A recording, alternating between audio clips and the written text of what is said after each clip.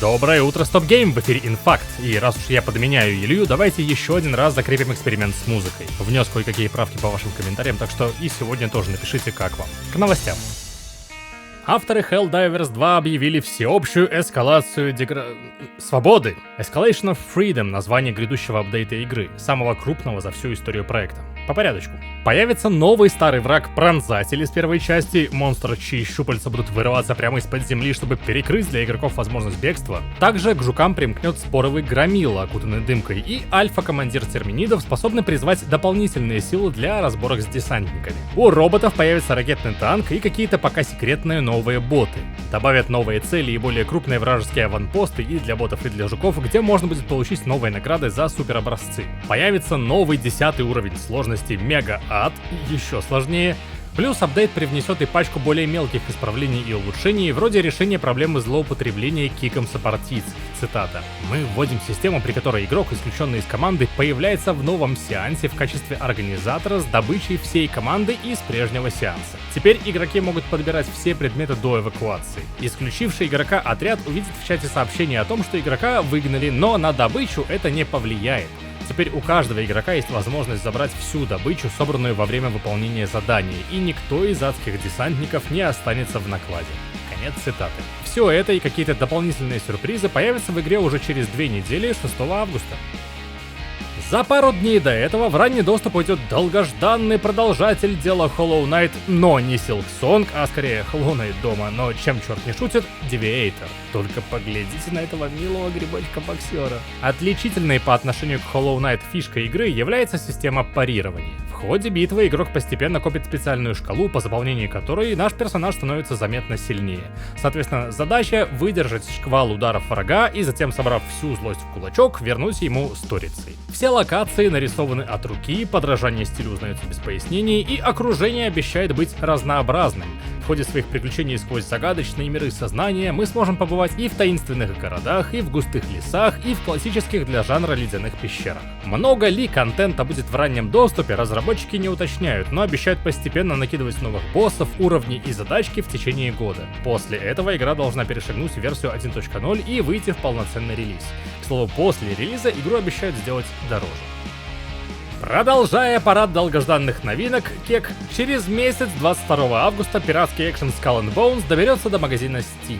Как пели раньше КВНщики, для чего? Для чего? А вот чтобы не оставить в стороне никого, Ubisoft выдала другой перл. От одного постыдного случая со студией к другому. Еще разок по теме чернокожих самураев феодальной Японии. Компания ответила на многочисленную критику исторической корректности Японии, показанной в трейлерах Assassin's Creed Shadows.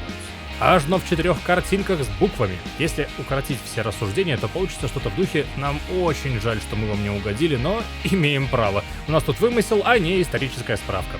При этом вам, это конкретно японцам, которые выразили свое недовольство через петицию во главе с каким-то избираемым там нынче политиком. Разработчики припомнили прошлые игры серии и указали на них как на исторически некорректные игры. Дескать, не надо расценивать Assassin's Creed за реальную историю, даже несмотря на то, что над каждой игрой им помогают работать специально нанятые консультанты и историки. По поводу Яски им тоже ясно, что историки так и не порешали между собой, кем он был на самом деле. Ubisoft заявляет, что на правах художественного вымысла позволила себе аккуратно вплести его в повествование. И также отметила, что вообще-то героев будет двое, и они одинаково важны для сюжета. Напоследок, и тут нужно признать, они правы, письмо акцентирует внимание на нападках и угрозах в сторону консультантов. Травля в интернете — это вообще дело неподобающее и низкое, фу такими быть.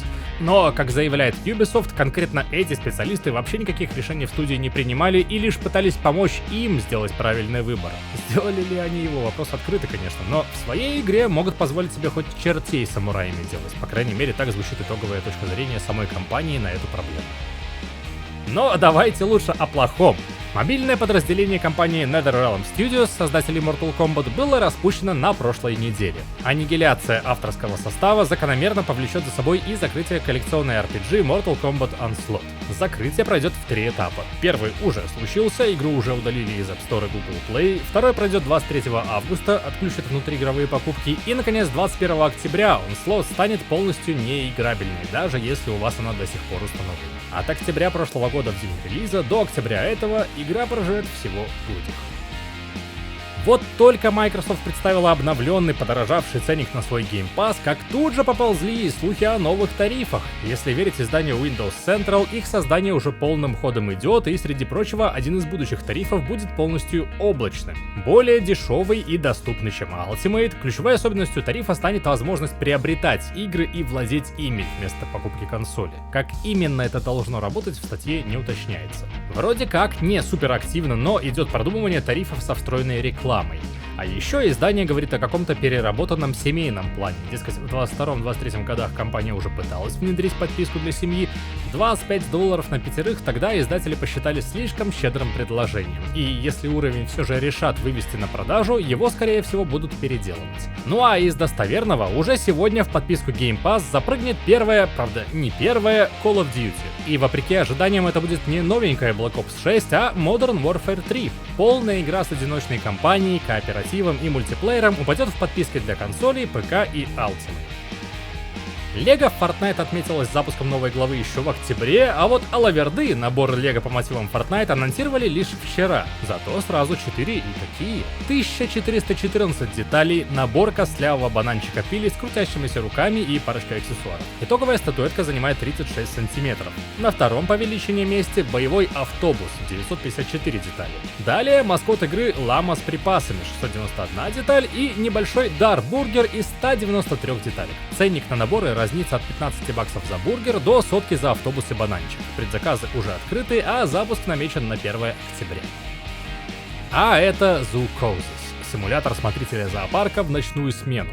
Здесь нужно присматривать за тем, чтобы животные были сыты, их клетки чисты, и внимательно следить, чтобы никто из братьев меньших не подхватил инфекцию, потому что иначе Zoocosis превращается в хоррор про плотоядных жирафов-пауков, бегемотов с тентаклями, и задачи меняются радикально. Вам предстоит создать вакцину, решить, каких животных лучше спасти, и разгадать ужасную тайну этого необычного зоопарка. Релиз игры намечен на 23 сентября. А на этом выпуск мы завершаем, и еще раз попрошу вас написать в комментарии, как вам сегодня музычка. На основе вчерашних мнений я внес некоторые изменения сегодня. Скажите, нравится или все же чего-то не хватает. В общем, опишите впечатления, мы фидбэк высчитываем и как мастер задачи подумываем обновить инфакт так, чтобы всем было прикольно. Давайте признаем, уже давно пора, и прошедший Лиман — отличная точка отсчета. Ну и на stopgame.ru заглядывайте, там Джуби накатала большой текст о визуальных новеллах для женщин, а мы с Иваном Лоевым и Маэстро сварганили для вас новый выпуск передачи Refund с 9 новых залипательных игрищ. Доброго дня!